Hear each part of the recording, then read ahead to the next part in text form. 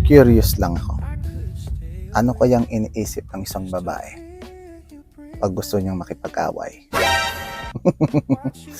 Siyempre, ako pa. I can start from anything from scratch. Uumpisahan kita sa communication. Hindi ka tumawag, late ka mag-reply, patay ka. Siyempre, aartehan ko. Gagalingan ko. Isa silent treatment kita para mag-react ka. At pag nag-react ka, patay ka. Kakalkalin ko ang mga nakaraan. Yung mga nasabi mo dati na akala mo wala kang pakialam, hindi.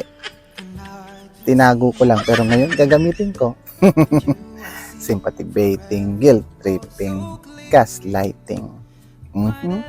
Kailangan aping-api ako. Kailangan kawawa ako. Gagamitan kita ng mga linyahang wala ka nang maririnig sa akin. Ikaw na lang lagi yung tama. Hindi na ako magsasalita. Susunod na lang ako kung anong gusto mo. Aha. Pero wag mo namang isipin na inaway kita para mag-away tayo.